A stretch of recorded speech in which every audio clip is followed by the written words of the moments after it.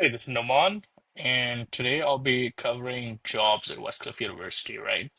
Well, there are a lot of on-campus jobs within the university, and they're generally posted in two places. The first is Student First. So Student First is our internal portal.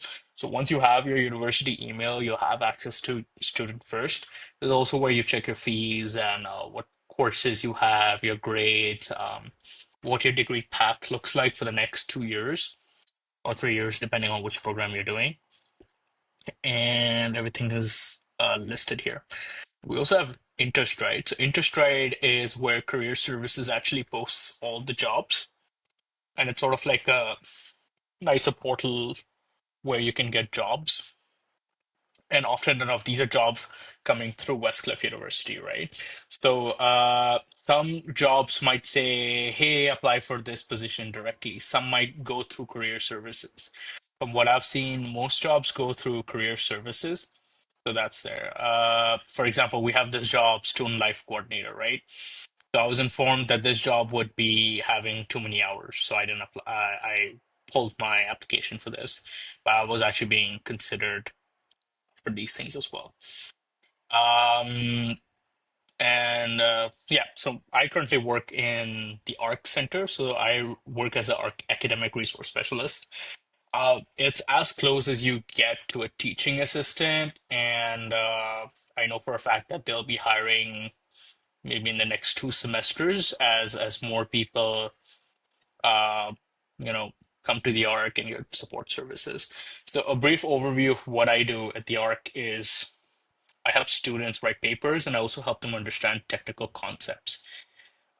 Most of the hourly jobs pay minimum wage, so you have to keep that in mind. And your hours are not fixed for most jobs, right? You could get anywhere from 1 hour to 20 hours of on-campus work. And apologies if you can hear the lawn being mowed in the background. Sorry about that. So yeah, there are a lot of positions open within Westcliff University, but they're very competitive, right? So you have to literally fight with other 3,000 students that are there, and in some cases, the roles that are open to external candidates as well, right? So you have to. It's quite competitive. Now you should not be banking on getting an on-campus job to pay for your school, right? If you want to pay for school, you should be able to do that with scholarships or your own finances, right? I don't condone the use of loans or working on cash, for example. So that is there as well. Um, On-campus jobs should be seen as a little bit of extra spending money for your luxuries, right? It should not be seen as a way for you to actually pay your fees. So please keep that in mind when you go through this video. I've applied for quite a few of these jobs in parallel as well, and I know they're legitimate jobs.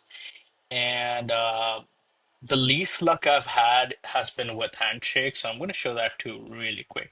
So Handshake is sort of like where a lot of the larger orgs post jobs, but in some case, I mean, here is a job that was posted 54 months ago.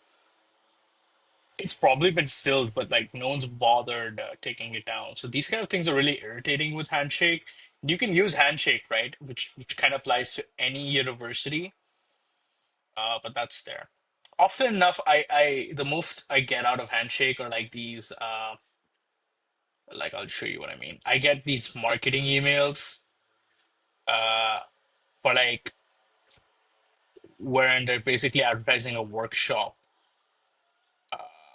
for their you know for their course, right? Which leads to a paid course, and they want you to